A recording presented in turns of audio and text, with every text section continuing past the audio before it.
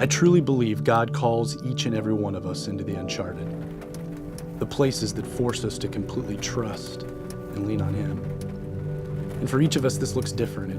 It takes on a variety of forms and callings and stretches us in a multitude of ways. For us, well, the uncharted is Boston. It's a move to a place we've hardly been, to a people we don't know yet, and to step out in faith and plant a church. Now, at first glance, it's hardly uncharted sacrificial territory. Boston and New England as a whole make up some of the prettiest landscapes in our country. From rugged coasts to mountains to picturesque towns and cities, it's a beautiful place to live. It's also home to some of the happiest, some of the healthiest, some of the most affluent, some of the most educated, over 50 colleges and universities in Boston alone, and most humanitarian-thinking people in our nation statistically. It's been home to presidents, to Supreme Court judges, world changers, authors, poets, playwrights, actors, and athletes. It's so desirable that it just got named the City of Millennials. No city has a higher concentration of them or employs more of them. So at first glance, there's not much sacrifice in going to such a place. But don't let the facade fool you. Boston is a spiritual wasteland. Recently, it just got named the second most post-Christian city in our country, top 5 in both unchurched and de-churched populations. Only 3 to 5% of the population of Boston Metro frequent a church, and an estimated 1 to 2% are Protestant. New England as a whole, well, it is the most unchurched area of our entire country. It's surprising when you think about the history.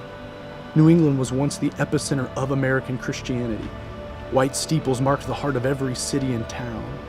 Boston itself got named a city on a hill after Matthew 5 by John Winthrop, believing it would be the model Christian city. It's been the place that birthed revival and renewal, including both the First and the Second Great Awakenings. Some of the greatest preachers in American history called it home. Yet somewhere between then and now, this city, the region around it, has moved beyond Christianity. Churches have closed their doors. Their buildings are nothing more than museums and art studios, community centers, beautiful pieces of architecture. So believe it or not, yes, this truly is uncharted territory. But here's the incredible thing. God's at work. There is new life beginning to awaken in Boston. Seeds are being planted and doors that have been previously shut for decades are opening. And we believe God has called us to participate in this work, the work He's already doing, the momentum that's mounting. We are not saviors. We are not world changers on our own. No, instead, we're joining a movement, a network of other planners and leaders to transform the spiritual landscape of this spiritual wasteland. Which is why we're naming our church Renaissance Christian Church. A renaissance is defined as a renewal of life, of vigor, interest, rebirth, revival. That's what we're praying and dreaming about, planning a church that's bigger than one location, one group of people, and one community. We want to plant a church that helps bring about a spiritual renaissance, revival in Boston, and ultimately New England. More than that, we believe, due to its rich diversity and influence, that winning these areas is connected to fulfilling the Great Commission throughout the world. Now, this is no easy task in a post-Christian society. It takes planting a church that's more than a building, more than an event. It takes planting a church that raises up missionaries, disciples that see their neighborhoods, their workplaces, their schools, their ordinary and mundane lives as the place God wants to use them. Which is why we have a vision, a dream to plant a church where every man, woman, and child in Boston would have a daily encounter with Christ through words spoken and deeds done.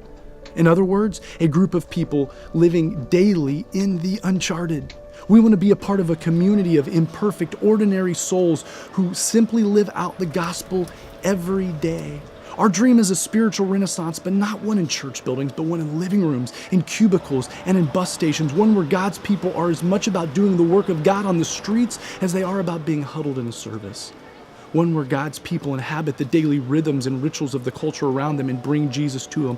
One where Jesus' love, grace, and presence cannot be avoided. So yes, I truly believe God has called us into the uncharted, and I think He's called you into the uncharted with us, to step out and step up to join us in this work. That you, part of this church, would partner with us in prayer and in finances to send us, your teammates and partners, into the uncharted work He's doing hundreds of miles away. So will you join us? Let's step out into the uncharted together.